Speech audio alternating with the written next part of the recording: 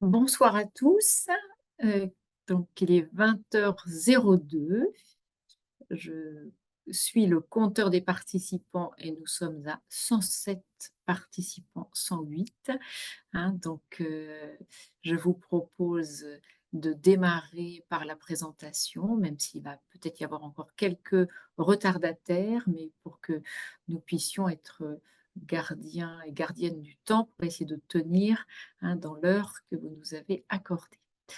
Je suis Claudia Lefebvre-Pless, je suis oncologue médicale au Centre Jeanne Marquis, très impliquée dans la prise en charge des cancers de la femme et responsable du département de prévention et de promotion de la santé du Centre Jeanne Marquis.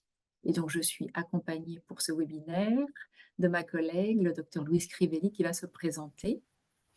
Bonjour à tous et à toutes. Et donc, moi, je suis le docteur Crivelli, je suis oncogénéticienne et spécialisée dans les prédispositions héréditaires au cancer et notamment du sein, et très impliquée également dans le programme de prévention interception.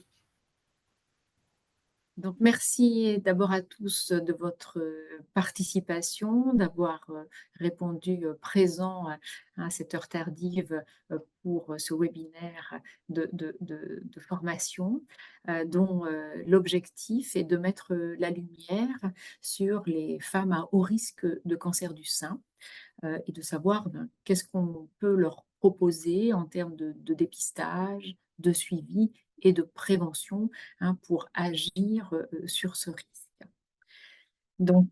La présentation va durer à peu près 45 minutes et puis après, on se donnera un quart d'heure pour pouvoir interagir avec vous, poser vos questions et dépasser un peu le temps si besoin. Ce qu'on vous propose, c'est de poser vos questions soit dans le chat, soit dans le Q&R en fonction de ce que vous propose votre écran et on fera le point sur les questions à la fin ensemble. Alors, ma diapositive ne marche pas, ça c'est formidable, ça marchait tout de suite et là, ça ne bouge plus. Voilà. Pour ma partie, on va commencer par les données épidémiologiques du cancer du sein en France actuellement et puis on fera un point après sur la prévention populationnelle avec l'évolution vers la prévention personnalisée et pourquoi. Et puis, je passerai la parole au docteur Crivelli pour les 2 derniers points concernant le suivi des femmes à haut risque et puis comment on peut les orienter vers ces journées interception et quelles implications les différents professionnels de santé que vous êtes et quel rôle vous pouvez jouer dans le recrutement et dans le suivi de ces femmes à haut risque. En ce qui concerne l'épidémiologie du cancer du sein en France actuellement, eh bien, si on prend les dernières données qui datent de 2023, le cancer du sein représente 61 000 nouveaux cas euh, avec toujours la première place parmi les cancers féminins, et on va dire loin devant, puisque après c'est le côlon rectum et le poumon, et nos alentours de 20, entre 19 et 20 000 cas pour ces deux autres localisations. Donc le sein représente 33% des cancers de la femme, que la période de la vie, on va diagnostiquer le plus de cancers du sein, c'est la période du dépistage, entre 50 et 74 ans, avec un âge médian qui est de 64 ans. Et que le cancer du sein, même s'il y a beaucoup de progrès qui sont faits en termes de thérapeutique, on a malheureusement encore 12 000 décès, 12 000 femmes qui vont décéder de l'évolution d'un cancer du sein en France. Et ça, donc, ça reste la première cause de décès par cancer en France. Si on fait un focus sur l'évolution du nombre de cas, eh bien, la donnée est préoccupante puisqu'on voit qu'entre 1990 et 2023, le nombre de cas de cancer du sein a été multiplié par 2. Si on s'intéresse aux différentes parts attribuables, on part du principe que l'accroissement de la population va représenter à peu près 30% d'augmentation du nombre de cas. Le vieillissement, à peu près 23%. On sait que le cancer du sein, c'est aussi une maladie du vieillissement, mais pas que. et que, eh bien, à peu près un cancer sur 2, hein, l'augmentation de 50% est liée aussi à l'augmentation du risque et ce sur quoi on va faire un focus, dans la présentation qui va venir. Donc des données préoccupantes que, en fait, si on s'intéresse, au nombre de nouveaux cas par classe d'âge, eh bien, on a une augmentation, dans toutes, les classes d'âge. On a une augmentation, importante chez les femmes jeunes, hein, moins de 40 ans, hein, entre 90 et 2023, c'est plus 49 qui s'écrase un petit peu depuis 2010, mais on a toujours une tendance aussi à la hausse. On a une augmentation toutes les catégories avec une augmentation quand même importante et préoccupante après l'âge aussi de 74 ans, hein. C'est la période de la vie où on va arrêter le dépistage, mais on garde quand même un nombre de cas, relativement élevé de cancer du sein après l'âge de 74 ans. On sait que la palpation va être aussi performante dans cette période-là. Donc une augmentation du nombre de cas dans toutes les classes d'âge et puis si on fait un focus sur, les données mondiales avec le Globocan, et qui a été présenté là récemment, eh bien, la situation en France est quand même préoccupante puisque le taux d'incidence, est parmi les plus élevés, dans le monde, hein. On est voilà la courbe verte qui est ici tout en haut, c'est, l'incidence en France et donc on partage les incidences les plus, élevées avec, les Pays-Bas, avec l'Irlande, l'Australie et les États-Unis sont en dessous de nous et quand on regarde des pays limitrophes, comme l'Espagne, on peut se dire que peut-être on a des modes de vie qui sont communs et malgré tout, ben, l'Espagne a une incidence qui est quand même beaucoup plus faible, que celle, de la France. Donc on a quand même des indicateurs, en termes de santé publique qui sont extrêmement, préoccupants, hein, concernant l'évolution du cancer du sein. Et on part du principe qu'à peu près 37 des cancers du sein, sont liés à notre mode de vie, à des facteurs de risque qui potentiellement pourraient être évitables avec, l'alcool, hein, qui a le poids le plus important. On considère qu'à peu près 8 000 cancers du sein sont liés à l'alcool et ça, c'est pas une donnée qui est bien connue, hein, mais c'est quand même l'alcool qui, en termes de déterminant de santé, a le poids le plus fort. Après, on va avoir, le surpoids et l'obésité. On sait que le cancer du sein, c'est souvent un cancer hormonodépendant et donc, par le voie, ça va avoir un un poids par rapport à ça. Par rapport à l'alimentation, on a quand même de plus en plus de données, hein, pour se dire qu'une alimentation déséquilibrée, hyper transformée, va majorer le risque de cancer du sein. Le tabac, fait partie aussi des facteurs de risque, mais beaucoup moins de poids que l'alcool. Bien sûr, tout ce qui est, activité physique, hein, la sédentarité est un facteur de risque et l'activité physique va, elle, avoir un rôle de protection. En ce qui concerne le traitement hormonal, on sait, dans tous les pays que le traitement hormonal substitut de la ménopause va majorer le risque.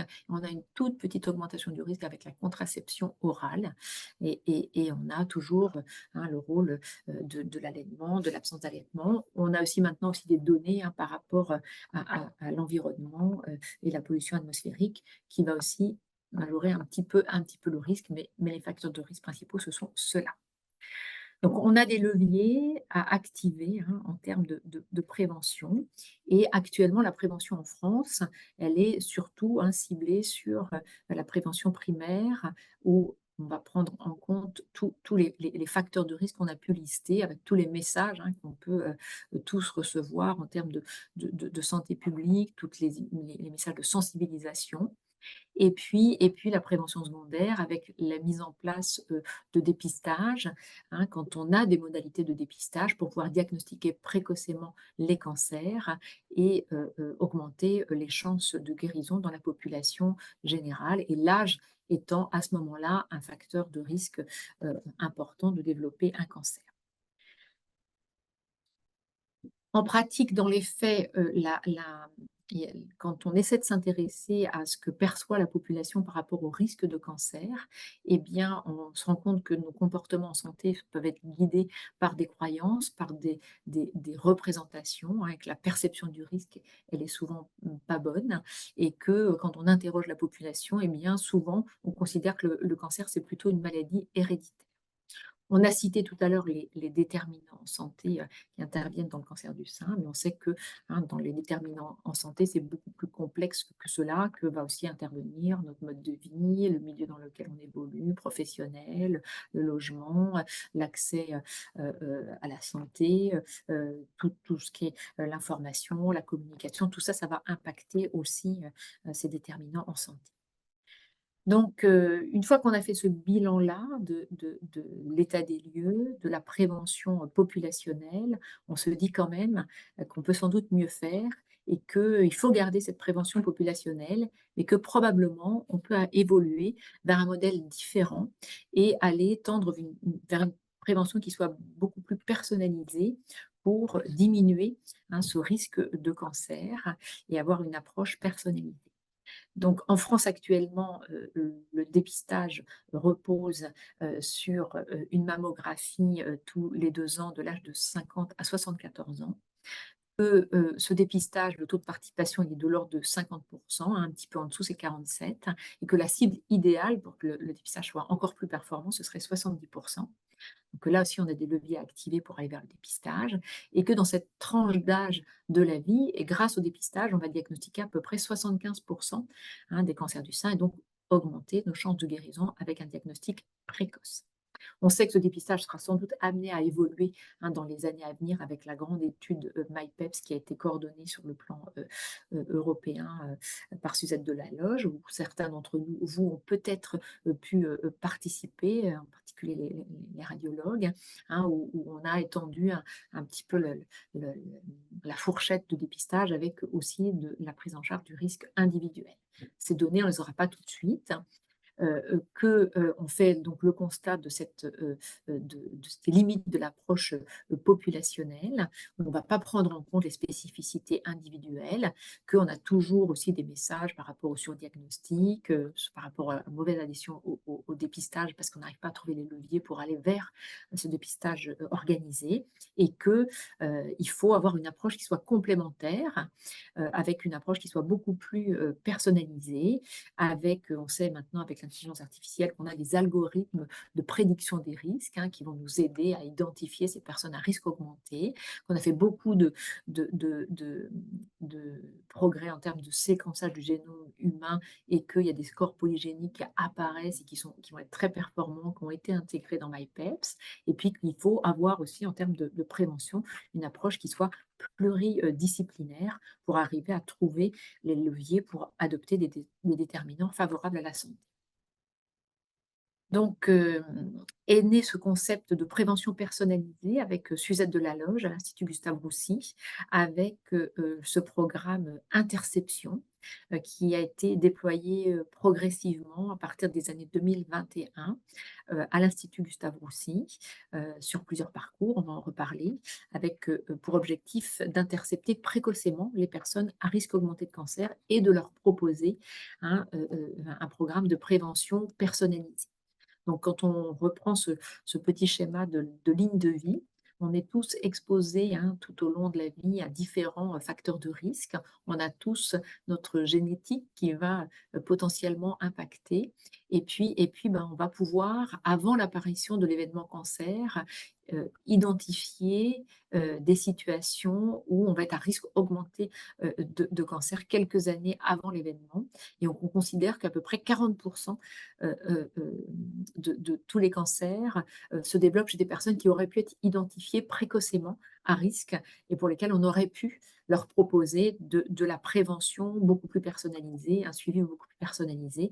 Et donc l'objectif, c'est d'intervenir dans cette période-là pour essayer de ne pas aller vers l'événement cancer ou en tout cas de faire du dépistage précoce. Donc l'objectif, c'est d'identifier dans la population générale ces personnes à risque augmenté, soit parce qu'elles ont un risque génétique, soit parce qu'elles ont été prises en charge pour des lésions précancéreuses et on sait que ça va augmenter le risque de cancer, soit parce qu'elles ont des conduites à risque ou des expositions multifactorielles, soit parce qu'elles ont un risque composite. Et donc, c'est d'arriver à les capter dans la population générale et de pouvoir leur proposer ce programme Interception qui se veut un programme, on va dire, également de un programme qui est un programme pilote, hein. C'est le premier programme de prévention personnalisé pour ces personnes à risque augmenté de cancer. Et donc l'objectif, c'est que, de leur proposer un parcours qui soit digitalisé avec un suivi, qui soit coordonné par la médecine de ville, et que ce soit, ça puisse être déployé sur le territoire national et qu'on puisse pouvoir le proposer, hein, partout en France.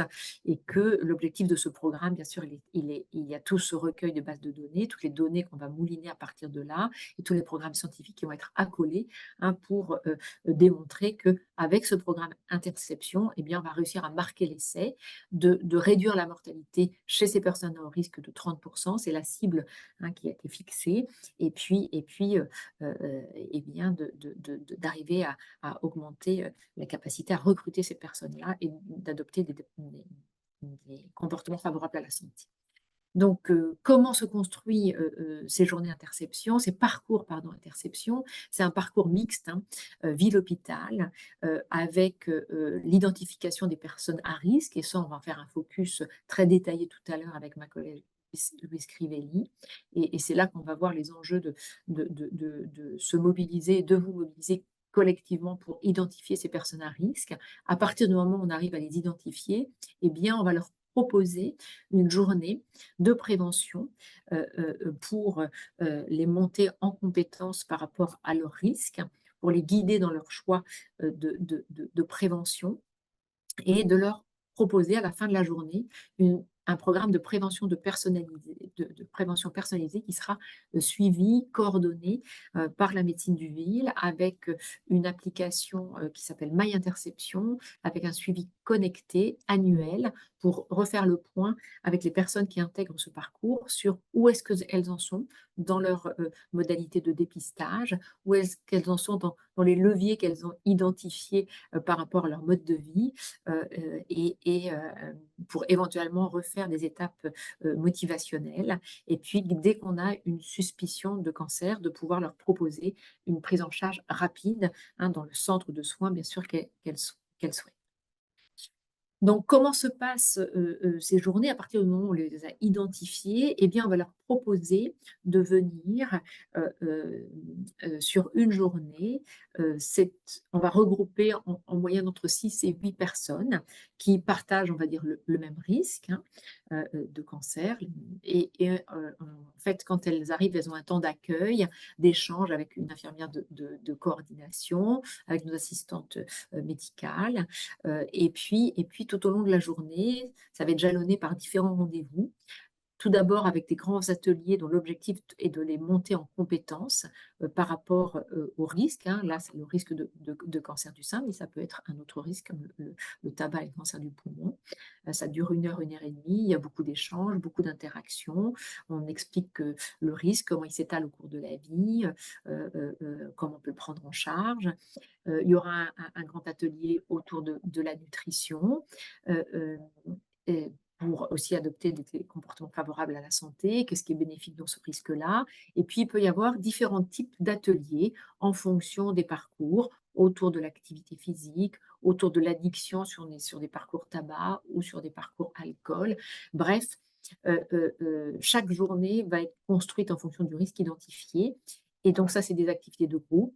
Et puis, il y aura au cours de la journée des consultations individuelles avec, pour les parcours sains, des oncogynécologues, éventuellement des chirurgiens plasticiens.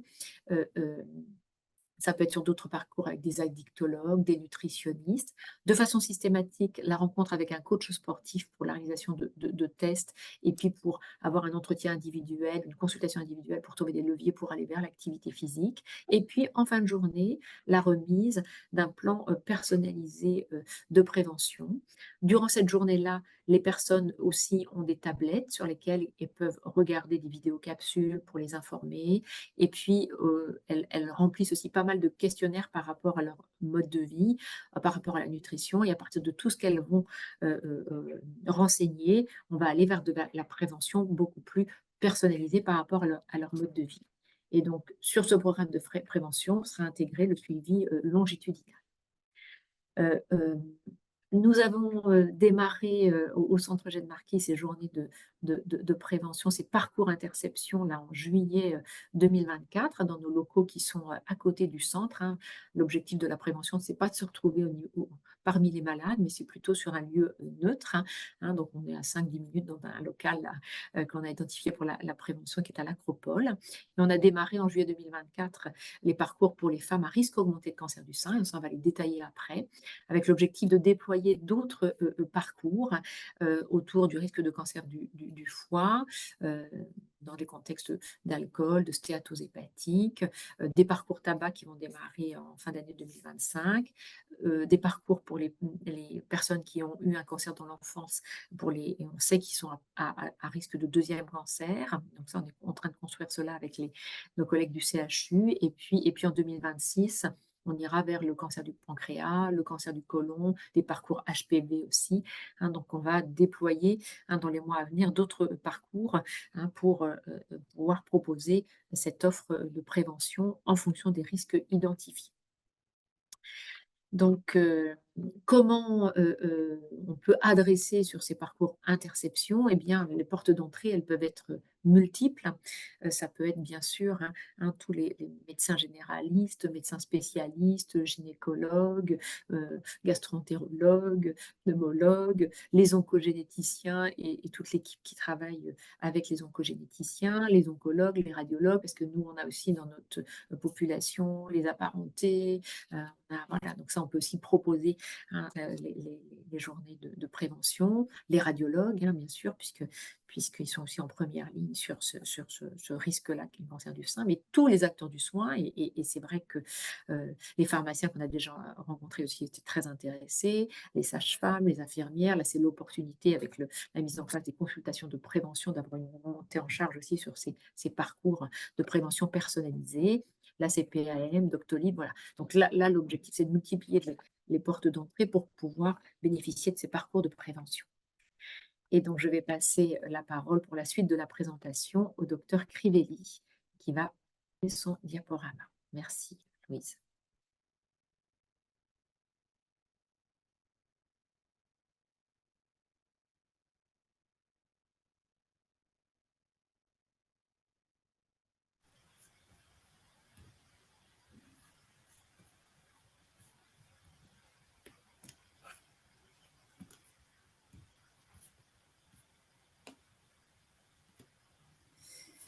Voilà, normalement, je pense que là, le partage fonctionne.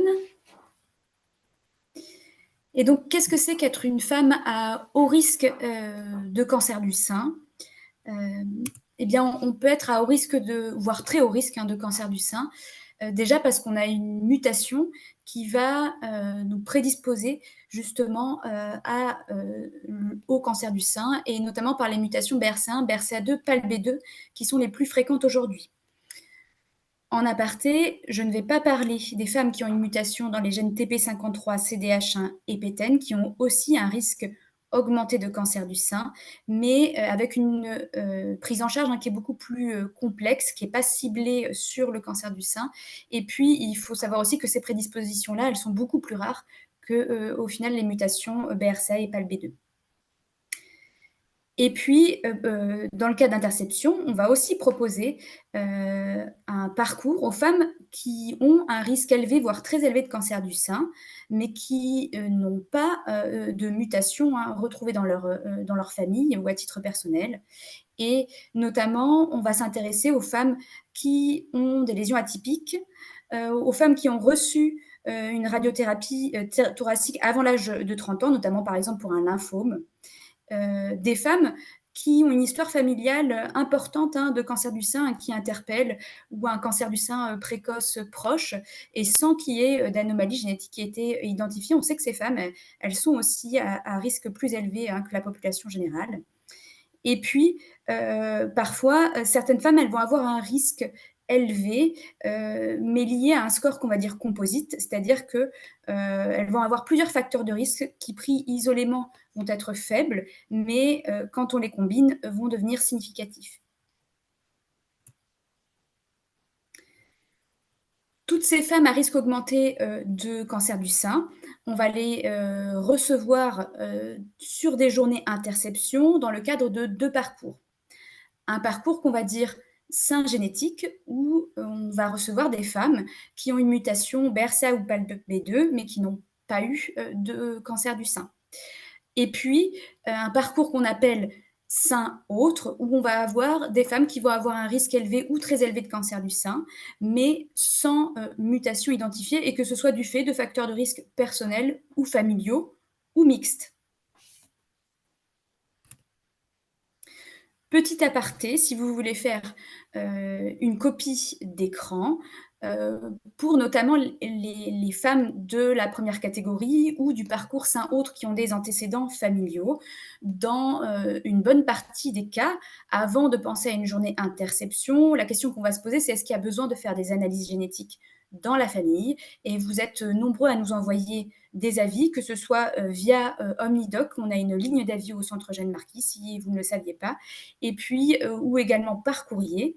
Et donc là, je vous donne nos critères plus précis en fait d'indication de réalisation d'analyse génétique. Je sais que certains d'entre vous utilisent le score ESSING. C'est un score qui est très sensible, mais qui est dans certaines situations peu spécifique. Et donc, si vous avez ces critères-là, ça vous permet aussi d'affiner vos critères. Je vais commencer par parler du parcours sein génétique et donc qui concerne des femmes qui ont une mutation dans les gènes BRCA ou PALP-B2. Quand on regarde les risques de cancer du sein sur la vie entière, vous voyez, ils sont très élevés pour les gènes BRCA, c'est autour de 70%. Pour le gène PALB2 qui a été découvert plus récemment, on sait qu'on est dans un risque qui est un petit peu moins élevé, autour de 50% en risque cumulé sur la vie entière. Mais néanmoins, on reste toujours sur une surveillance type très haut risque qui est calquée sur la surveillance des femmes qui ont une mutation dans le gène BRCA. On peut voir néanmoins qu'on a quand même des différences entre BRCA1 et BRCA2, où on voit que, par exemple, le risque il est plus élevé pour les jeunes femmes pour BRCA1. BRCA2, on voit que le risque il augmente plutôt pour des femmes un petit peu plus âgées, alors qu'au final, le risque cumulé sur toute la vie, il est à peu près le même. Et il faut savoir que lors des journées interception, on aborde aussi avec ces femmes qu'est-ce que c'est un risque, et on leur apprend à faire la différence entre un risque absolu, un risque relatif, un risque cumulé. Et je pense qu'à mon avis, c'est très important parce qu'aujourd'hui, dans les médias, on lit beaucoup de choses et on peut vite mal interpréter ce qu'on a lu. Et l'idée, c'est que ces femmes-là, elles ressortent aussi des journées interception avec beaucoup plus d'informations et d'outils aussi pour être critiques par rapport à ce qu'elles vont lire. Et l'idée, c'est vraiment de vulgariser au maximum toutes les informations qu'on va leur donner. Et sachant qu'elles sont en petits groupes, généralement, c'est maximum 6 personnes et donc elles peuvent vraiment poser toutes leurs questions. C'est une ambiance qui est assez détendue. Les professionnels de santé, ils ne sont pas en blouse et donc généralement, l'idée, c'est qu'il y ait une ambiance pour que vraiment il y ait une parole qui soit libérée. Je rappelle que pour les femmes porteuses de mutation BRCA, on a des recommandations qui sont bien établies par l'INCa et qui sont très bien faites, qui sont téléchargeables facilement et ils font bien la différence entre les femmes d'ailleurs qui sont indemnes de cancer, dont on va parler aujourd'hui, et celles qui ont un antécédent déjà de cancer. Je vais détailler ces recommandations pour ces femmes indemnes. Et donc, ces femmes, on va leur recommander, à partir de l'âge de 30 ans dans tous les cas, une surveillance mammaire qu'on appelle type très haut risque, qui comprend une IRM mammaire, une mammographie, une seule incidence, et plus ou moins une échographie mammaire, surtout si elles ont les seins denses, et toujours une palpation mammaire biannuelle. Avant l'âge de 30 ans, c'est un examen clinique mammaire annuel qui est recommandé, mais il arrive parfois, et ça vous pouvez le lire dans nos courriers, que s'il y a des cas dans la famille plus précoces que la moyenne, on va pouvoir recommander aussi des examens de radiologie avant l'âge de 30 ans. Mais ça va être toujours noté dans nos courriers. Après l'âge de 65 ans, le risque par rapport à la population générale, il va diminuer et également la densité mammaire également elle diminue et généralement on passe à un suivi avec une mammographie 2 incidences, une mammographie annuelle et plus ou moins échographie mammaire. Mais à savoir que si vous êtes radiologue et que vous êtes face à une femme qui a des seins très denses et que pour vous, ça vous paraît important de garder l'IRM, vous avez toujours la possibilité aussi de rajouter cette IRM. Si votre patiente a effectué une mastectomie préventive. Ce qui est recommandé, c'est un examen clinique annuel, plus ou moins des examens qui vont être prescrits par le chirurgien qui a effectué la mastectomie et la reconstruction. Et notamment, quand il y a une reconstruction par prothèse, souvent les chirurgiens demandent une échographie mammaire. Mais elle n'est pas obligatoire. Ces femmes, elles vont avoir une alternative à la surveillance radiologique, qui est la mastectomie bilatérale préventive.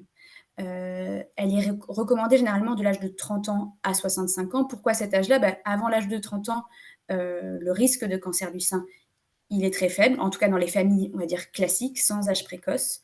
Et après l'âge de 65 ans, en fait, quand on parle de risque cumulé et qu'on dit 70% à 80 ans, vous doutez bien qu'à 65 ans, le risque cumulé, il n'est plus du tout de 80%. On est en dessous, justement, bien en dessous des 50%. Donc, c'est pour ça que c'est toujours la balance bénéfice-risque qu'on met en balance.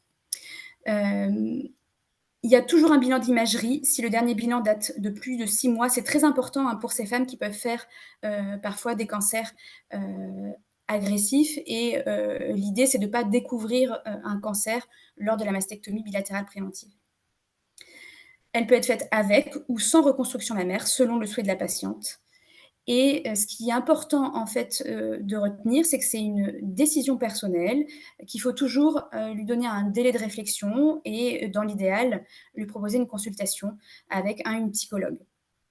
Si vous avez des patientes qui se posent beaucoup de questions sur suivi radiologique versus mastectomie bilatérale préventive, les journées d'interception, elles sont vraiment faites pour ces femmes-là.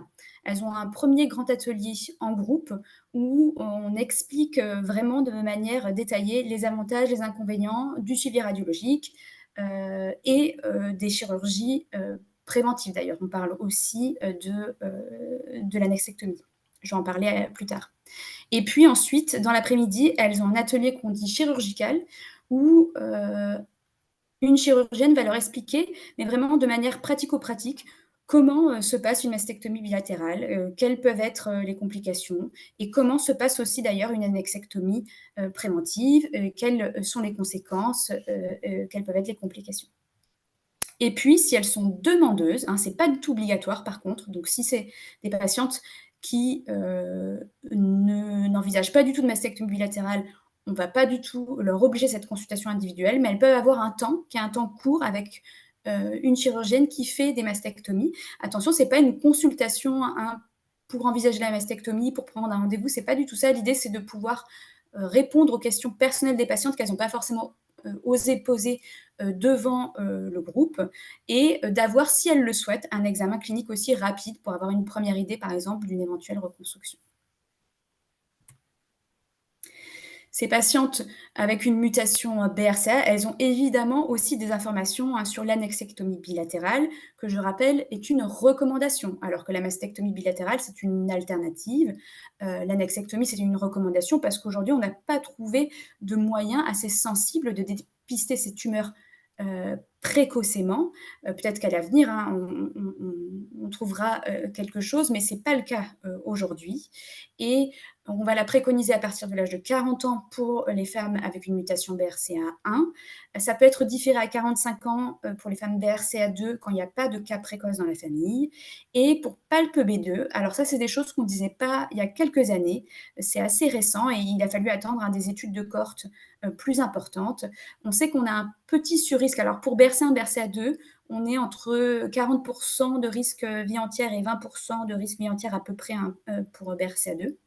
Pour PALB2, on est à peu près à 3%. Donc, on n'est pas du tout sur le même niveau de risque. Il faut savoir que Madame Tout-le-Monde a environ 1% de faire un cancer de l'ovaire type séreux de haut grade. Et c'est pour ça que pour PALB2, par contre, ce n'est pas une recommandation, c'est plutôt quelque chose qu'on va proposer aux patientes à partir de l'âge de 50 ans pour ne pas les ménopauser précocement en vue du risque qui est beaucoup plus faible. Et donc, c'est plutôt une possibilité qu'on leur laisse et il y a plus une discussion aussi avec ces patientes-là. Avant la chirurgie, on fait toujours un bilan par échographie pelvienne et dosage UC à 125, mais attention, l'échographie pelvienne, dosage UC à 125, parfois, vous le demandez aussi dans le cadre du suivi, mais c'est hors des recommandations. Et la problématique, c'est ce que j'ai déjà expliqué, en fait, c'est le manque de sensibilité et le risque de faux négatifs. Et au moment de la cœlioscopie, le chirurgien, il est vraiment très attentif à vraiment étudier tout le péritoine, et les pièces opératoires également font l'objet d'une étude fine parce qu'on sait que malheureusement, celles qui vont avoir même des lésions qui vont être très limitées, qu'on appelle des stics au niveau des trompes, elles vont être plus à risque dans les 10 ans à venir quand même de faire une carcinose péritonale, même si ce risque il reste faible, il est de 1%, mais c'est important que ces pièces opératoires elles soient vraiment étudiées. Et puis, vous avez peut-être entendu parler notamment des patientes ou dans des comptes rendus qui parlent de fimbriectomie, c'est-à-dire on enlève une partie de l'ovaire, la partie qui est en contact avec la trompe, et on enlève la trompe. Elle est non recommandée aujourd'hui, mais vraiment, il y a beaucoup de protocoles de recherche actuellement, et c'est vraiment très intéressant parce que ça pourrait être une chirurgie qui permettrait, en tout cas, hein, si elle est aussi fiable que l'annexectomie, de protéger la femme et en même temps de ne pas la ménopauser précocement. Et puis, ce que vous voyez en bas, c'est une étude qui montre que même si ces femmes, elles sont ménopausées précocement, il y a toujours un bénéfice en termes de survie globale pour ces femmes-là, même si il y a leur risque cardiovasculaire ou le risque ostéoporosique, etc., qui va augmenter. Mais ça, je vais vous en parler. On peut aussi essayer de le diminuer. Alors, quid de la contraception chez ces femmes-là? Je pense que vous êtes bien embêtés parce que vous vous retrouvez avec une femme, notamment les jeunes femmes, hein, les jeunes femmes de 20 ans qui viennent d'apprendre qu'elles sont porteuses de la mutation familiale. On entend énormément de choses dans les médias qui font très peur, hein, sur la contraception hormonale. Il faut savoir que dans les études de cohorte qu'on a aujourd'hui sur les femmes porteuses de mutation BRCA, il y a très probablement un surrisque de cancer du sein, mais qui reste faible, pas plus important qu'en population générale. Et il ne ressort pas dans toutes les études, probablement parce que le risque de base, il est très élevé, donc c'est plus difficile à mettre en évidence également. En revanche, par contre, la contraception hormonale, contrairement à la contraception non hormonale, ça diminue le risque de cancer de l'ovaire. Globalement, ce qu'il faut retenir, c'est que c'est les mêmes règles de prescription que la population générale, et avec quand même plus de prudence, hein, pour les très jeunes, les moins de 20 ans. Mais je pense que c'est ce que vous faites aussi aujourd'hui pour les patientes qui sont non mutées BRCA, et notamment pour les prescriptions de pilules qui ne sont pas à visée contraceptive. L'idée, c'est vraiment d'avoir une discussion avec sa patiente sur tous les modes de contraception, les avantages, les inconvénients, et de s'adapter aussi à la patiente. Est-ce qu'elle a de l'endométriose? Est-ce qu'elle a des règles très abondantes et on sait que le stériloquip, ça va être compliqué, etc. Évidemment, c'est contre-indiqué s'il y a un antécédent de cancer du sein, mais là, on parle de patiente indemne. Pour le traitement hormonal substitutif de la ménopause, on est à peu près en fait sur les mêmes recommandations, c'est-à-dire que on n'arrive pas forcément à le mettre en évidence, mais s'il y a un surrisque pour ces femmes mutées, il reste peu important, et il n'y a pas de contre-indication, et notamment pour toutes ces femmes mutées qui n'ont pas eu de cancer du sein, après leur annexectomie bilatérale, si c'est après 45 ans, on peut faire une prescription chez les femmes symptomatiques, et avant 45 ans, ça peut même se discuter s'il n'y a pas de signe climatérique, mais par rapport à l'augmentation du risque cardiovasculaire osseux cognitif. Les règles de prescription, c'est les mêmes recommandations que dans la population générale. On réévalue chaque année la nécessité de ce traitement, etc. et la durée la plus courte possible. Concernant le traitement de l'infertilité, c'est pareil, idem population générale, ça ne modifie pas les modalités de dépistage mammaire. Et pour la préservation de la fertilité, il n'y a pas de contre-indication, sauf pour la cryoconservation du cortex ovarien. Mais ça paraît logique parce qu'en fait, quand on réimplante ce cortex ovarien, eh ben, on peut le réimplanter de manière hétérotopique, c'est-à-dire en plusieurs petits bouts, au niveau pelvien, extra-pelvien. Et donc après, imaginez le chirurgien à l'âge de 40 ou 45 ans qui doit aller chercher tous les petits bouts d'ovaire, ça peut être un peu compliqué. Donc cette technique-là, par contre, elle n'est pas proposée aux femmes porteuses de mutation BRCA. À qui proposer une journée interception pour un parcours sain génétique? Et c'est là où justement vous allez pouvoir être impliqué, parce que les patientes qu'on voit aujourd'hui à qui on rend une mutation, on propose ces journées-là. Mais par contre, des patientes qui ont été vues même il y a 3 ans, on ne leur a pas proposé. Donc, c'est des choses que vous pouvez leur proposer, sachant que c'est proposé donc aux femmes de plus de 18 ans, un peu plus pertinent après 25 ans parce que on se rapproche en fait de l'âge de suivi et également on n'a pas les mêmes questions, on n'a pas la même maturité aussi également. Qui ont une mutation dans les gènes BRCA1, BRCA2, PALB2, sans antécédent personnel de cancer du sein, pas d'antécédent de cancer autre, sauf si en rémission. Si vous avez une patiente qui a eu un cancer du côlon il y a 5 ans, elle est éligible à partir du moment où elle n'a pas eu de cancer du sein. Et qui n'ont pas fait de chirurgie mammaire, parce qu'effectivement, sinon, leur risque, il tombe en dessous de celui de la population générale. Important de dire aussi, je n'ai pas insisté sur ça parce que ces journées, justement, comme je vous ai dit, on parle beaucoup de intérêt du suivi radiologique versus aussi la chirurgie. C'est ce qu'a dit le docteur Lefeuvre. Toutes les patientes qui participent à Interception ont une évaluation de leur autre facteur de risque. On n'est pas qu'une mutation, et donc il y a une prise en charge globale également des autres facteurs de risque, c'est-à-dire qu'elles ont une évaluation de leur activité physique et des conseils par rapport justement si elles n'en font pas assez ou si elles sont très sédentaires. Et de la même façon également aussi, elles ont des conseils nutritionnels par rapport au questionnaire très détaillé qu'elles auront rempli auparavant. Ces inscriptions, comme elles sont faciles, les critères d'inclusion et d'exclusion, vous avez vu, vous pouvez vous-même les inscrire directement via Interception. Donc, on a un mail sécurisé, un mail non sécurisé, une adresse mail. Et si vous avez le moindre doute sur votre adressage, vous pouvez appeler également le standard d'Interception. Et donc, vous pouvez directement vous-même inscrire votre patiente ou votre patiente. Elle peut aussi s'inscrire. Et ceux qui le souhaitent d'ailleurs, on pourra vous envoyer des flyers justement pour que vos patientes puissent nous contacter si elles ne savent pas très bien, elles hésitent à participer ou pas.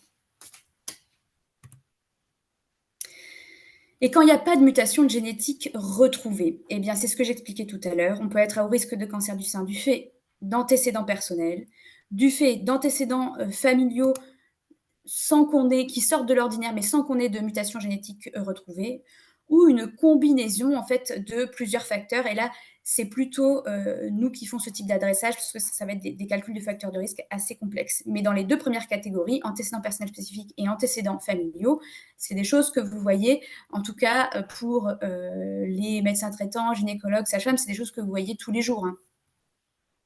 Et pour lequel vous nous adressez des avis, notamment pour les patientes avec antécédents familiaux et sans qu'on ait retrouvé de mutation. Concernant l'irradiation thoracique avant l'âge de 30 ans, il faut savoir en fait qu'il y a plein de patientes que vous pouvez rattraper. En fait, elles ont eu leur irradiation quand elles étaient adolescentes, elles sont suivies par le pédiatre et à l'âge adulte. Le suivi est fini, il n'y a pas de relais. Et au final, elles ne sont pas du tout au courant des recommandations et notamment de surveillance mammaire. Il faut savoir que c'est des femmes, justement, qui 8 ans après la fin de la radiothérapie doivent débuter une surveillance mammaire spécifique avec des IRM mammaires à partir de l'âge de 25 ans et des mammographies à partir de l'âge de 30 ans.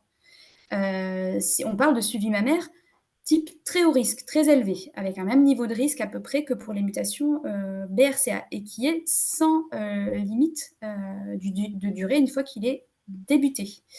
Et donc, les journées d'interception, elles peuvent leur servir justement à être mieux suivies, à comprendre l'intérêt de cette surveillance-là, dont on leur a finalement jamais parlé ou très peu parlé.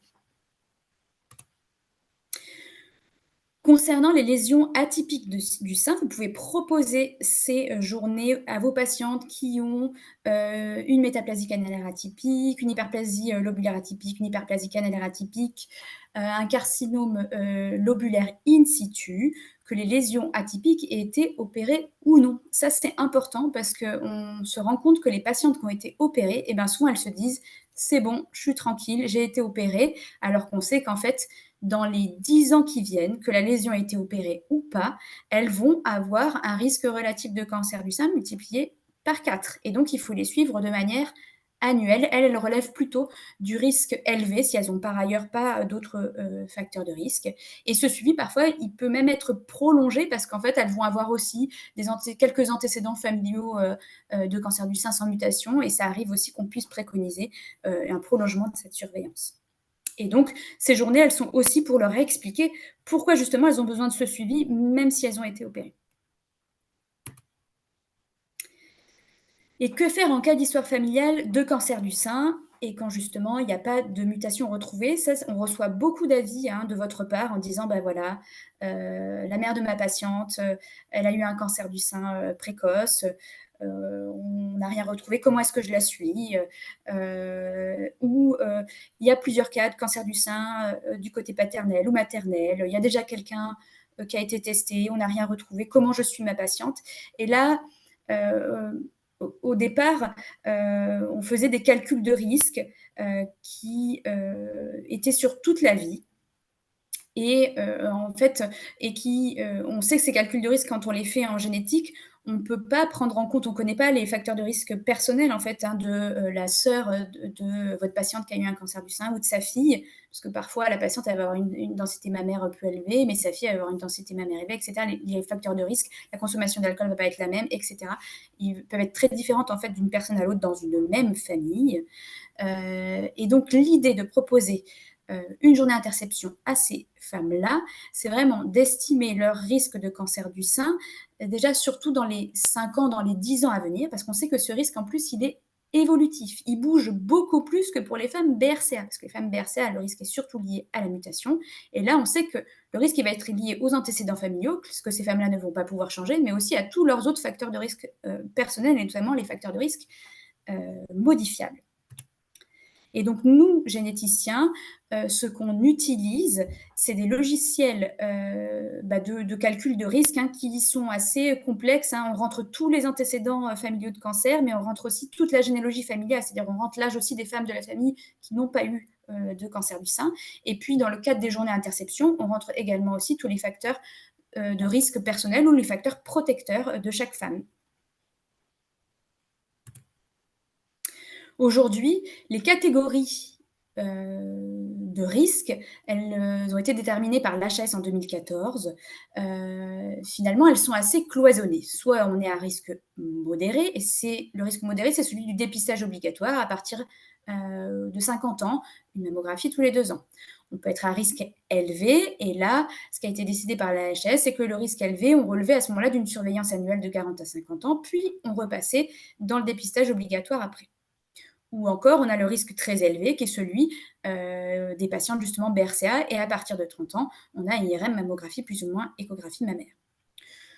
Sauf qu'en fait, on se rend bien compte que ces catégories de risque, elles ont leurs limites quand justement on n'a pas de mutation, qu'on a un risque élevé du fait de plusieurs facteurs de risque qui peuvent être en plus évolutifs avec l'âge.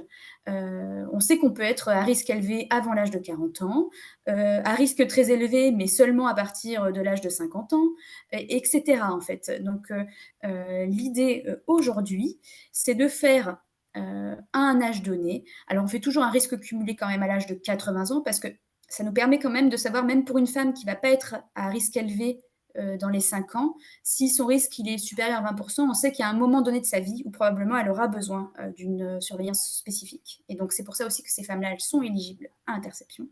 Mais l'idée vraiment, c'est d'être au plus près du risque de la femme et de le réévaluer tous les 10 ans. C'est ce qu'on va souvent dire, notamment pour les femmes qui viennent aux journées d'interception pour des histoires d'antécédents familiaux, c'est de dire, vous nous recontactez dans 10 ans et on réévaluera votre risque à ce moment-là. Il faut savoir qu'à ce moment-là aussi, c'est ce que je vous ai dit, on prend en compte tous les autres facteurs de risque personnel. Et par exemple, lors d'une journée interception, on a reçu 2 sœurs qui avaient donc les mêmes antécédents familiaux. Et l'une était à risque élevé et l'autre à risque très élevé parce qu'elles n'avaient pas les mêmes facteurs de risque personnel, pas les mêmes histoires de vie également, parce qu'il y a aussi tout ce qui est âge de début des règles, âge de ménopause, nombre d'enfants, à quel âge, etc. Tout ça, on va aussi le rentrer dans nos calculs de risque. Donc c'est ce que je disais, on va au plus près du risque de la femme. Et il faut savoir que ce risque, il est évolutif aussi parce qu'on espère qu'en post-journée interception, eh bien, ces femmes-là, elles changent leurs habitudes. Le docteur Lefebvre, elle en a déjà parlé. Et pourquoi c'est important qu'elles changent leurs habitudes? Parce qu'on sait qu'en fait, le cancer du sein, notamment, mais probablement ça marche comme ça pour beaucoup d'autres cancers, en fait, ils débutent par des modifications au niveau cellulaire, hein, qui sont là dès l'âge, par exemple, de 35 ans, en fait, avec des, entre guillemets, des stades pré-cancéreux. Et on sait que ces stades-là, à ce moment-là, ils sont encore modifiables, en fait. Et si on change ces facteurs de risque, si par exemple on a une consommation d'alcool trop importante, alors attention, trop importante, ça ne veut pas dire qu'on a une dépendance à l'alcool, ça veut dire qu'on a une consommation modérée.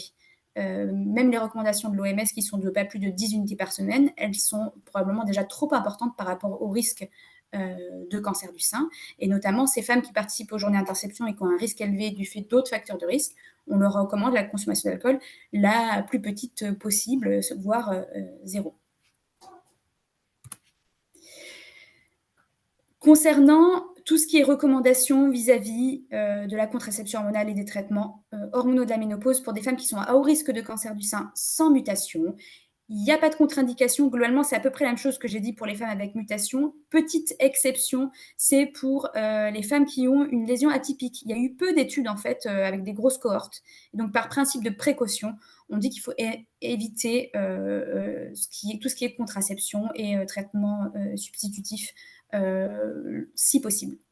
Et à côté, je vous ai mis un article qui est sorti récemment. C'est juste pour vous montrer que finalement, en fait, les facteurs de risque hormonaux, ils se retrouvent dans les minimal risk factors. Alors que par contre, dans les high risk factors, on voit ce qu'on appelle la Western diet, c'est-à-dire notre régime alimentaire. Et dans les moderate risk factors, on voit aussi qu'il y a l'obésité, qu'il y a la prise d'alcool, par exemple. Et effectivement, souvent, dans la tête de nos patientes, et voire parfois même nous, professionnels de santé, on a tendance à un peu surestimer l'impact aussi des traitements hormonaux, qui par ailleurs ont une autre utilité, en tout cas pour la contraception.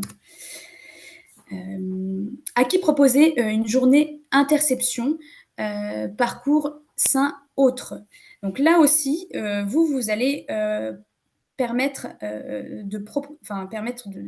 d'inclure ces patientes dans ces journées-là, surtout que bien souvent, c'est vous qui allez assurer le suivi pour vos patientes qui ont eu des lésions atypiques au niveau du sein, ou parce que vous voyez une femme pour son suivi et vous vous rendez compte qu'en fait, elle a un antécédent de radiothérapie thoracique avant l'âge de 30 ans. Donc là, les critères, ils sont assez faciles, en tout cas pour les facteurs de risque personnels. À partir du moment où ces femmes, elles ont plus de 18 ans, qu'elles n'ont pas eu d'antécédent personnel de cancer du sein ou qu'elles n'ont pas d'antécédents de cancer autres, sauf si ils sont en rémission. Vous pouvez, comme pour les patientes mutées, les inscrire directement vous-même ou votre patiente, si elle veut un temps aussi de réflexion. Et là, c'est toujours pareil, par mail, par courrier. Et s'il y a des questions, il ne faut pas hésiter à appeler le standard. Pour, par contre, le parcours sain autre qui concerne des antécédents familiaux de cancer, mais sans mutation retrouvée, c'est plus pertinent pour des femmes qui vont déjà avoir 30 ans, parce que sinon, en fait, leur risque ne ressort pas élevé ou très élevé.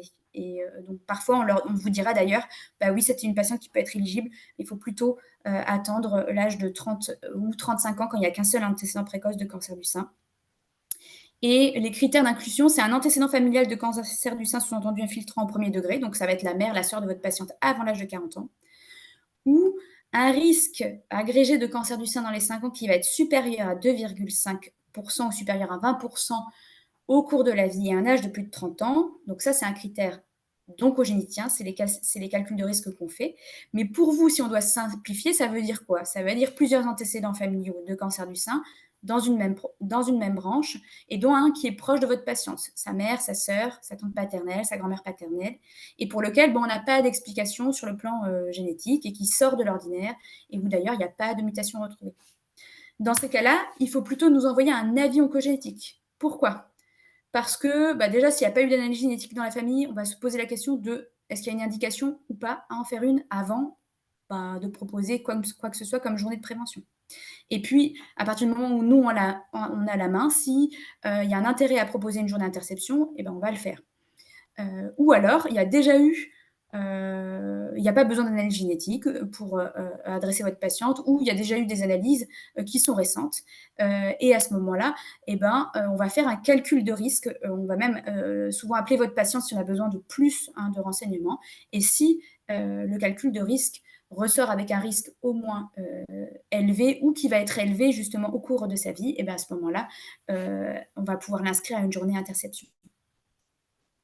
Et donc, dans ces cas-là, c'est plutôt un avis oncogénétique qu'il faut nous adresser via Omnidoc ou via courrier, comme vous avez déjà l'habitude de le faire d'ailleurs, en nous disant est-ce qu'il faut faire des analyses et comment est-ce que je suis ma patiente. C'est exactement ce type d'avis-là, en mettant les antécédents personnels, les antécédents familiaux de cancer, la densité mammaire si vous l'avez, et est-ce qu'il y a des analyses génétiques déjà réalisées dans la famille.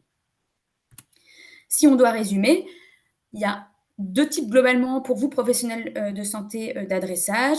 Des adressages plutôt directs, soit pour les femmes qui ont une mutation, des lésions atypiques, des antécédents de radiothérapie thoracique, ou des adressages que j'ai appelés indirects via Omnidoc, et donc via courrier, via votre ligne d'avis oncogénétique. Ce qui est important de dire aussi, c'est que vous êtes acteur non seulement pour les adresser, ces femmes-là, mais également après dans le suivi, parce que vous allez recevoir un courrier récapitulatif. Et c'est vrai que autant pour la surveillance radiologique, il y a souvent plusieurs personnes, plusieurs garde-fous, et c'est vous qui allez être notamment un des garants. Mais par exemple, pour toutes les recommandations comme on a fait en termes d'activité physique ou de nutrition, derrière, on sait qu'il y a besoin de répétition en fait pour ces personnes-là, et on sait que c'est comme ça qu'on peut avoir de manière durable en fait des changements, et c'est là aussi où vous allez être impliqué. Et je vais laisser le docteur Lefebvre vous parler des premiers résultats du programme Interception. On a une diapositive, ce sera rapide. C'est les données en fait de nos collègues de l'Institut Gustave-Roussy. C'est leur première cohorte de patients dans ce risque de cancer du sein, avec à peu près 1800 participants. Et les conclusions, c'est quand même une satisfaction importante dans 98% des cas. Une amélioration du profil nutritionnel dans 40% des cas. Alors peut-être on peut dire peut mieux faire. Et on a un programme là, qui va débuter dans les mois à venir pour aussi aller vers le peut mieux faire et les aider avec des consultations de nutrition, l'aide d'applications connectées. On sait que c'est un enjeu fort parce qu'on sait que quand on va modifier d'un point le score WCRF là, sur l'alimentation, eh bien, en le modifiant sur un mode favorable, on va diminuer le risque de cancer. Ça, c'est clairement identifié dans la population générale. Donc ça, c'est un enjeu sur lequel on a des données. Au décours des journées interception, eh bien, les personnes qui ont participé ont pu identifier des cibles de prévention personnalisées et donc ont pu agir par rapport à cela. Que quand même, dans 75% des cas, ça a modifié le schéma de dépistage, et c'est là qu'on voit toute l'importance de la dentelle que nous a présenté le docteur Crivelli, en particulier sur ces familles à haut risque où le risque va bouger au cours du temps. Et donc, ça, c'est important d'aller vers ces schémas adaptatifs. L'objectif, c'était de les monter en compétences, et on arrive à monter en compétences à travers les ateliers, à travers les différents échanges dans 65% des cas. Et puis, on voit quand même que l'adhésion au dépistage, quand on fait les premiers bilans à 1 an, là, on va avoir du recul, on fait du temps, mais on a quand même sur des taux de dépistage qui sont de l'ordre de 95% des cas, avec un sentiment quand même de décision partagée, c'est-à-dire d'avoir été consulté sur qu'est-ce que la personne souhaite mettre en place soit en termes de gestes de chirurgie prophylactique. On a augmenté ce qui n'apparaît pas sur cette diapositive, mais qui a été aussi mis en évidence, c'est qu'il y a plus de femmes dans les contextes de BRCA qui vont aller vers la mammectomie prophylactique. Donc, tout ça, ce sera bien sûr enrichi dans les années à venir avec tous les autres patients.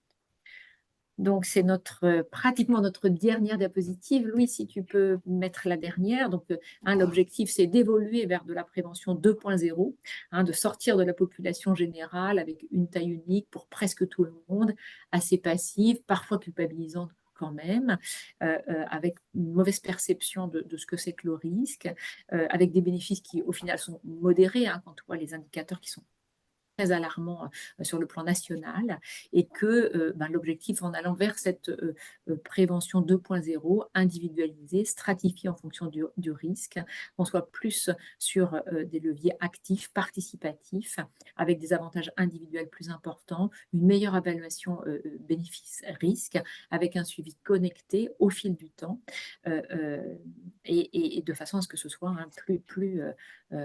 on ait plus d'adhésion à ces messages, ces actions de prévention de la population. Donc, un grand merci pour votre écoute. 21h01. Donc, on va passer aux questions. On a un petit peu dépassé le temps, je m'en excuse. Et dans tous les cas, vous seront transmis dans les jours à venir le webinaire qui a été enregistré et puis également les supports d'adressage parce que même si on a essayé de faire des choses assez simples, on va vous transmettre ça pour que vous puissiez les avoir pour pouvoir identifier ces personnes à risque augmenté. Donc, on a quelques petites questions dans le chat. Tu as regardé, Oui, Louise? alors je suis en train de regarder. Alors, il y en a dans le chat et j'ai l'impression dans les questions-réponses, il y en a un peu pas. Alors, première question, bonsoir. Y a-t-il un seuil quant à la consommation d'alcool?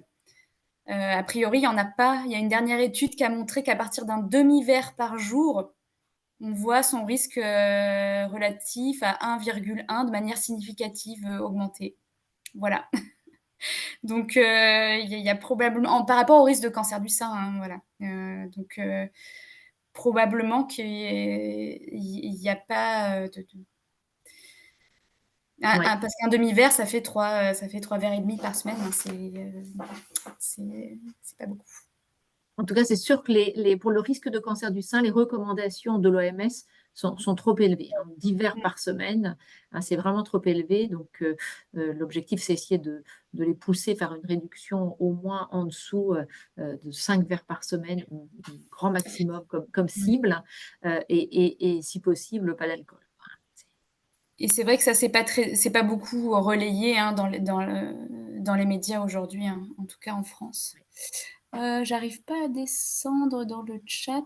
Alors, il y a une question qui est pour les patientes à risque modéré, surveillance classique, mais ayant une poitrine dense ou importante, rendant difficile l'examen clinique, comment faire? Alors, ça dépend de ce qu'on appelle le risque modéré, c'est-à-dire tous les 2 ans. Une densité importante. Alors, ça dépend. La densité mammaire toute seule, s'il n'y a aucun autre facteur de risque, elles ne ressortiront pas forcément en risque élevé. Après, je pense que ça, c'est des discussions à avoir aussi avec les radiologues, je pense, là aussi. Mais la densité mammaire toute seule, en tout cas, ça ne fait pas partie justement des critères qui ont été retenus dans l'interception s'il n'y a pas d'autres facteurs de risque. Mais par contre, une densité mammaire élevée, et en plus, si on a un surpoids, une obésité, une consommation d'alcool modérée, on peut être dedans, on peut être dans un calcul de risque, on peut imaginer. Composite, un score composite. Et ça, c'est peut-être les données qu'apporteront MyPeps, dont je parlais tout à l'heure, parce que pour le coup, la densité mammaire était un des critères pour Oui. faire de la prévention, du dépistage un peu différent. MyPeps, je rappelle, c'était en fonction de l'histoire familiale, de la densité mammaire, de scores polygéniques, qui sont quand même, on n'en a pas parlé parce que l'objectif, ce n'est pas de perdre le public, mais on sent bien que les scores polygéniques vont avoir un poids important pour aller aussi vers de la prévention personnalisée.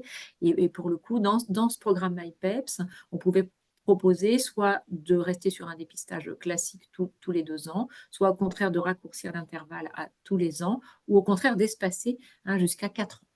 Donc, c'est un programme de dépistage, donc on ne va pas avoir les résultats de façon immédiate, mais c'est sûr que ça fera certainement bouger les lignes dans les années à venir.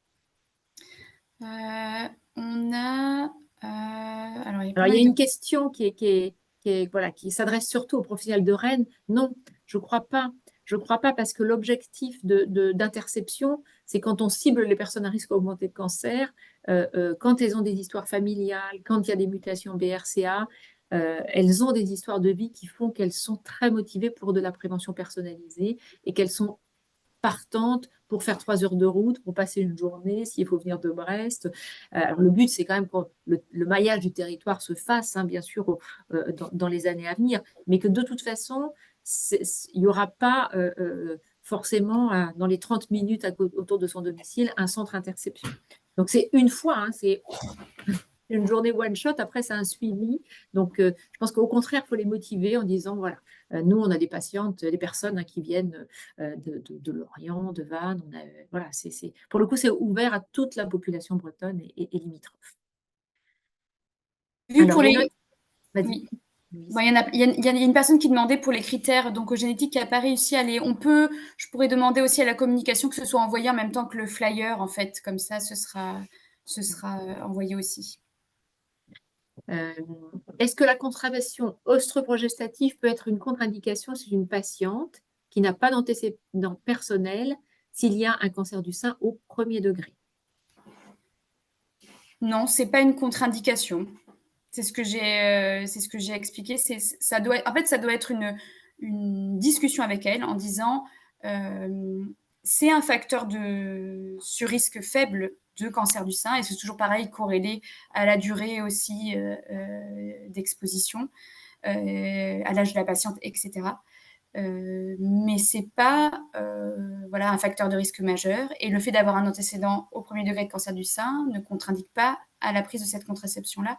Mais l'idée, encore une fois, c'est de donner les avantages et inconvénients de toutes les contraceptions et que la personne ait le maximum d'informations.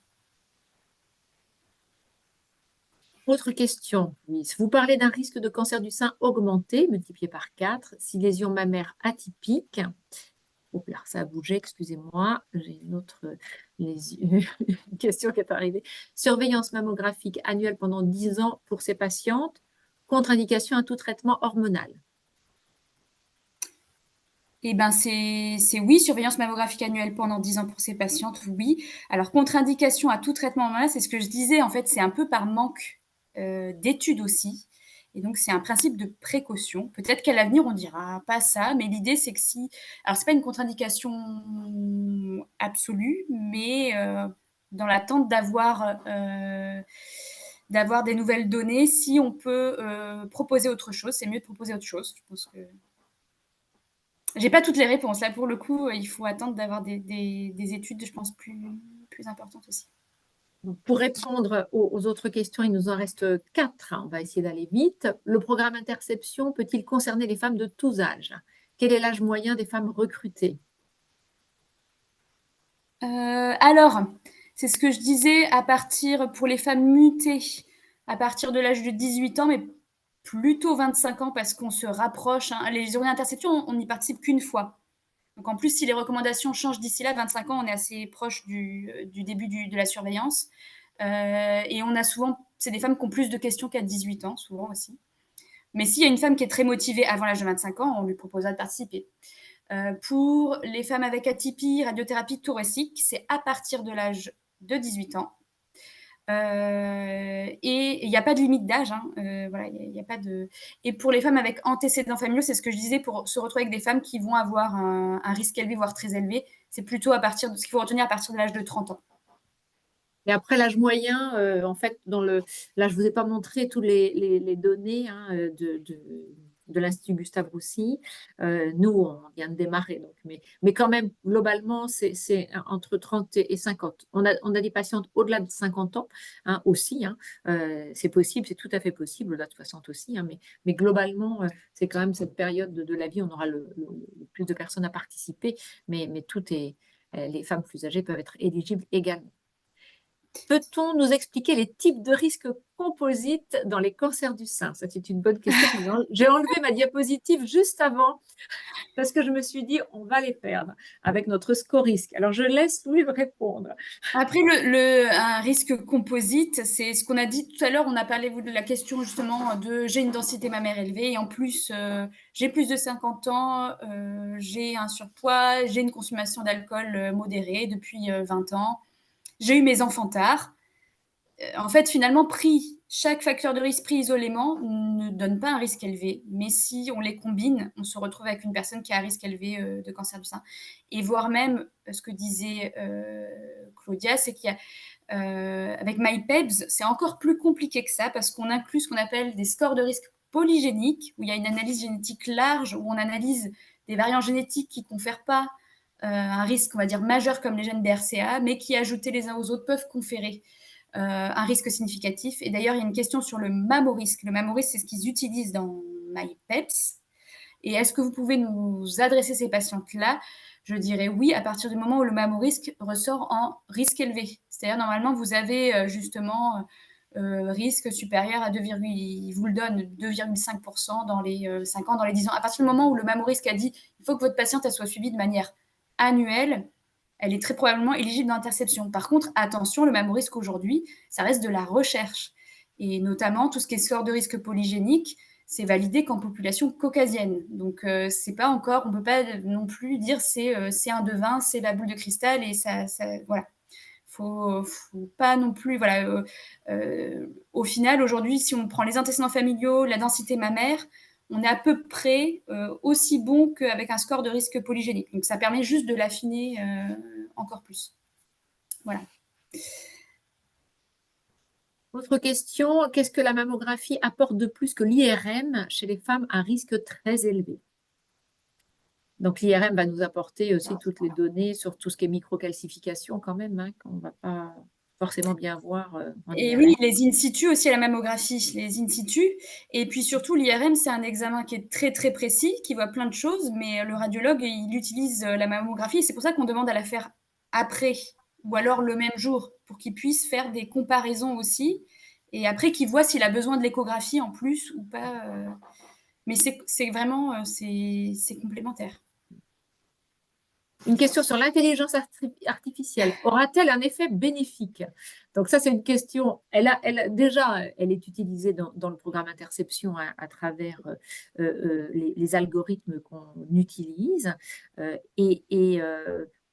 Probablement, l'effet bénéfique, ben ça, on le verra au fil du temps, parce qu'à travers les bases de données, puisqu'on va avoir aussi des données un peu massives de prévention personnalisée, ce sera le premier programme de prévention personnalisée qui va se déployer sur le plan national. Donc, on aura des données massives en santé qui seront exploitées dans les années à venir. Il n'y a pas d'équivalent de développer dans un autre pays européen ou dans le monde. Donc, on aura peut-être une petite longueur d'avance par rapport à ça.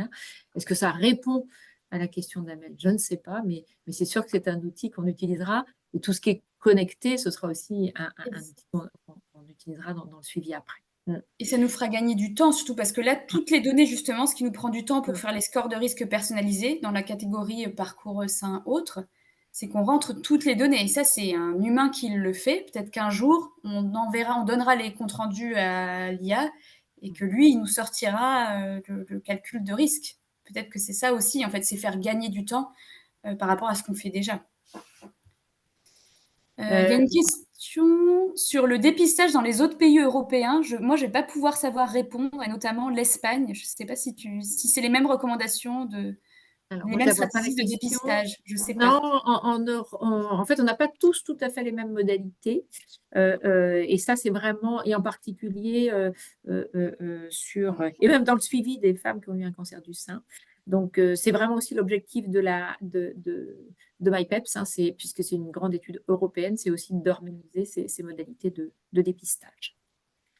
Il y a une question pour les femmes qui ne souhaitent pas faire une recherche de mutation, alors qu'il y a un cas connu dans la famille, est-ce que ce serait intéressant quand même de les adresser en consultation? Alors, si elles ne veulent pas rechercher en consultation, en journée interception, Oui. alors ça, c'est aussi une très bonne question parce que ça pose la question aussi de comment on arrive à motiver ces femmes pour aller soit vers la recherche de mutation, soit vers ces programmes de prévention. Et ça, c'est un enjeu fort hein, parce que chacun est acteur de sa santé. Donc, c'est à nous, dans nos communications, il ne faut pas qu'on soit trop autour du risque, il faut qu'on soit aussi autour du bénéfice. Hein. Donc, il faut aussi que nous, on apprenne à communiquer aussi sans doute un petit peu différemment pour trouver des outils motivationnels. Tu veux compléter, Louise? Et il faut dire surtout à ces patientes-là qu'elles peuvent aller à la consultation d'oncogénétique et qu'on ne les obligera pas à faire de tests génétiques. Ça peut être une consultation simplement d'information, où justement on va leur expliquer quel est l'intérêt de faire le test. Parce qu'effectivement, ça change tout pour ces femmes-là. Soit elles vont pas se retrouver, elles vont se retrouver avec un risque. Alors, s'il n'y a pas d'antécédent particulier du côté où il n'y a pas la mutation qui est sensiblement le même que la population générale, soit elles ont un risque très élevé. Donc, on ne peut pas les mettre dans une journée interception où justement elles ne sont peut-être pas du tout à risque. Mais l'idée, c'est de les encourager à aller à la consultation d'oncogénétique en disant qu'elles ne seront pas obligées de faire le test à la fin de la consultation, je pense. Il y a une question qui est une question légitime, hein, c'est est-ce que les mammographies annuelles débutées à un âge jeune, 30 ans, ne risquent-elles pas d'augmenter le risque de cancer du sein? Une IRM peut-elle suffire? Alors, avant l'âge de 30 ans, on évite au maximum, ça c'est vrai, et on sait que la glande mammaire, elle va être plus radiosensible à ce moment-là. Mais à partir de l'âge de 30 ans, il y a quand même des études justement sur les populations BRCA qui ont une mammographie une fois par an. Et en fait, on prend, alors je ne sais pas s'il faut le dire à tout le monde, mais on prend plus de risques en prenant l'avion une fois par an qu'en faisant sa mammographie annuelle. Donc c'est vraiment, et le risque de cancer du sein radio-induit, il est le même que celui d'un accident de transfusion. Donc c'est vraiment, enfin, on est vraiment c'est un risque qui est très peu élevé, surtout aujourd'hui avec les appareils qu'on a en fait. Et le fait aussi que si on est à risque très élevé, et souvent c'est celle qui commence le plus jeune, on fera qu'une incidence. Enfin voilà, les radiologues ils sont vraiment attentifs à ça. Et justement, on aborde ça aussi dans les journées interception parce qu'il y a un certain nombre de patientes qui ne veulent pas se faire suivre parce qu'elles ont l'impression que c'est surtout le fait de faire des mammographies qui va augmenter leur risque. Et c'est abordé justement. Autre question également, pour les femmes avec antécédent d'irradiation, à quel âge peut-on arrêter l'IRM et ne faire que la mammographie? Est-ce que c'est 65 ans comme les BRCA ou au contraire, faut-il continuer tout au long de la vie? Alors c'est comme BRC, c'est comme BRCA à partir de 65 ans. Alors en plus, enfin, à partir de 65 ans, on repasse comme BRCA, c'est des suivis très haut risque. En gros, on fait du suivi très haut risque. À 65 ans, on repasse à du mammographie, plus ou moins échographie mammaire annuelle. Donc, on repose des questions par rapport à la différence entre Oui, ça, je la sais. population française et espagnole. C'est vrai que ça nous questionne beaucoup. On en discute régulièrement entre nous avec notre petite équipe là, nationale et en particulier avec Suzette Delaloge et avec la question de la part de l'alcool, la question de la contraception aussi, hein, du traitement hormonal. Est-ce que les femmes françaises sont un peu plus exposées? Pour l'instant, on n'a pas la réponse, mais ce sera une vraie question et je pense aussi que le MyPeps permettra aussi d'apporter des éléments de réponse parce qu'on aura aussi les scores polygéniques. Voilà. Mais là, de dire que actuellement une réponse simple à cette question est limpide, non, on ne l'a pas encore. Voilà, et je regarde s'il y a encore des questions qu'on n'a pas traitées, mais j'ai Alors, l'impression qu'on est sur le chat, bien. non, mais par contre, sur les questions-réponses, je ne sais pas s'il y en Ah a oui, qui. lors de ces journées interception, est-ce que vous faites les examens écho et mammon? Non, nous ne faisons pas les examens écho et mammon. Hein, l'objectif, c'est bien sûr les faire à proximité du lieu de vie, avec les radiologues habituels. Par contre, il y a bien sûr des difficultés d'accès à la mammographie et l'échographie. On sait que parfois, en fonction du territoire, du lieu de vie dans lequel on est, ça peut être compliqué. Là, on va se mettre en ordre de marche pour trouver des solutions. Mm. Alors, il y a une autre question que je viens de découvrir. Dans la pratique, beaucoup de praticiens prescrivent une première mammo avant 50 ans, autour de 45 ans, de façon plus ou moins systématique. Cela est-il pertinent? Cela a-t-il un intérêt pour les radiologues? Donc là, on est dans le dépistage individuel. Mm. Euh, Ça, en fait, le dépistage organisé, il est aussi, il s'appuie sur les données de fréquence, hein. C'est de la santé publique, donc on va choisir la période de la vie où le risque est le plus élevé et où la densité mammaire diminue, où le dépistage va être le plus performant. Hein, donc ça, on sait que ce dépistage organisé, l'investissement en termes de santé publique, on va avoir un retour sur investissement, entre guillemets, si je puis me permettre de parler comme ça, mais le dépistage organisé, c'est ça aussi, il faut cibler la bonne période de la vie où le dépistage va être performant. On sait qu'avant la ménopause, on va aussi avoir des densités mammaires plus importantes. Hein. Mais vous avez vu aussi, comme moi, hein, dans la présentation, l'incidence chez les femmes de moins de 40 ans, entre 40 et 50 ans. Alors, avant 40 ans, je pense que la question ne se pose pas, mais il faut quand même toujours se dire que avant 40 ans, on peut avoir un cancer du sein. Ce n'est pas parce qu'on est jeune qu'on ne peut pas avoir de cancer du sein. Et on voit bien dans toutes les données chez nos femmes jeunes qu'on a souvent des retards à la prise en charge parce que on n'y pense pas forcément. Donc, c'est vrai que ça s'explore aussi, un nodule palpable chez une femme de moins de 40 ans. Et entre l'âge de 40 et 50 ans, de faire un dépistage individuel, de se dire je vais commencer à faire une première mammographie entre 40 et 50 ans pour regarder la densité mammaire, pour voir si c'est des microcalcifications, c'est tout à fait acceptable. Et je vais me répéter, mais en attendant les résultats de MyPeps répondra à cette question, j'espère répondra à cette question d'avancer et l'âge du dépistage. Ça dépend des facteurs de risque. Et il ne faut pas oublier aussi que pour les patients de plus de 75 ans qui n'ont pas ou peu de comorbidité, nous, on en retrouve beaucoup aussi, à qui on ne propose pas 2 ans plus tard une mammographie alors qu'elles ont pas d'autres comorbidités. C'est pareil, le dépistage obligatoire, il se termine à 75 ans. Il fallait bien aussi mettre un âge de fin. Mais il peut y avoir, ça a été montré aussi, qu'il y a un certain nombre de cas aussi après cet âge-là. Et il ne faut pas les oublier aussi, ces femmes qui sont âgées. Alors, il y a une question sur la vitamine D dans la prévention, dans le cancer du sein. Je pense qu'on n'a pas de données robustes pour pouvoir préconiser de prendre de la vitamine D. Par contre, on a des données robustes pour dire quand même que la vitamine D, c'est bien, qu'on est extrêmement carencé, mais avec les bénéfices plus par rapport à l'ostéoporose, avec certitude. On a aussi des données scientifiques. Alors là, c'est en phase de traitement par rapport aux douleurs articulaires et l'hormonothérapie. On sait d'avoir des bons taux de vitamine D va limiter le risque de douleurs articulaires. Donc, on va avoir d'autres bénéfices. Mais en prévention du cancer du sein, on n'a pas de données robustes pour le préconiser.